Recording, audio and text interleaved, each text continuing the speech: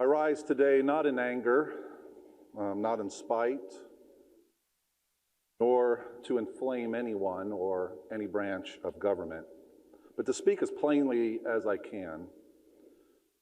From some of the things I have heard while being here, I'm just now in my second year. Been quite surprised and appalled by some of the things that I've seen and witnessed in this building. And as we are discussing the judiciary, we have seen across our nation, and starting with the federal government, of judicial overreach. We've been witnessing this for quite a few years across other states. It's happening here in the state of Missouri. Proverbs 11:1 says this: "A false balance is an abomination to the Lord, but a just weight is his delight." And in Proverbs 16 it says, "Honest scales and balances belong to the Lord. All the weights in the bag are of his making. Kings detest wrongdoing, for a throne is established through righteousness." These passages remind us of two things. First, justice must be balanced, it must be measured, and it certainly must be impartial coming from our courts. Second, authority, whether exercised by kings, legislators, or judges, derives its legitimacy from righteousness and restraint.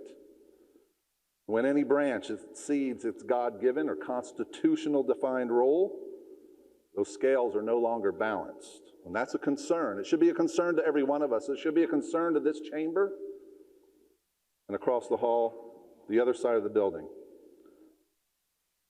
I think Thomas Jefferson summed it up very well. And many of our founders, as a matter of fact, you can find their quotes and concerns about an out-of-control judiciary. Thomas Jefferson expressed his concerns about the Supreme Court's power, warning that judges should not be seen as the ultimate arbiters of constitutional questions, as this could lead to a form of oligarchy. He believed that the judiciary's interpretations could distort the Constitution and undermine the rights of the citizens. And I believe that today, many of our citizens believe in what we see on the news when the Supreme Court makes a decision like that's the end of it, that's the final decision. And our courts have become exactly what Thomas Jefferson has warned us about.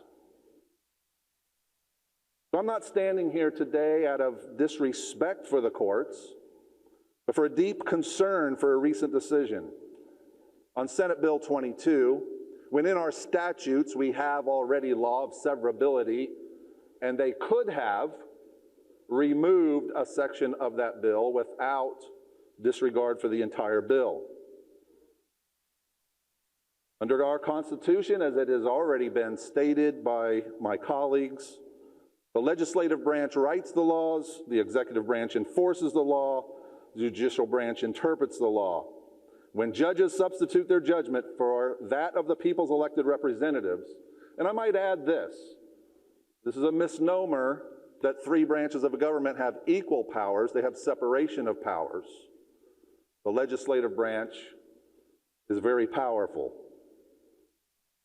When the people's elected representative, especially after a law has survived legislative debate, executive approval, and lower court review, we must ask an honest question. Are we still operating under just scales?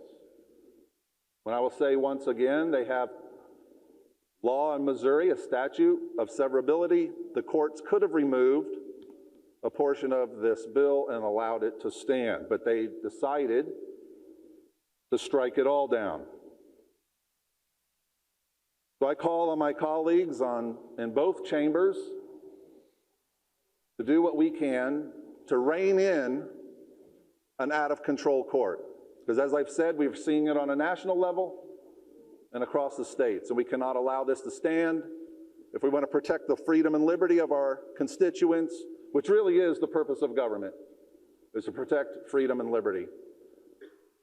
So I welcome honest debate and conversation with the Supreme Court of the state of Missouri or any of our courts that we can resolve some of these differences in constitutional and lawful separations, and that we can do our job here in this legislature to protect our people's freedoms and liberties. And Mr. President, with that, I thank you for that opportunity.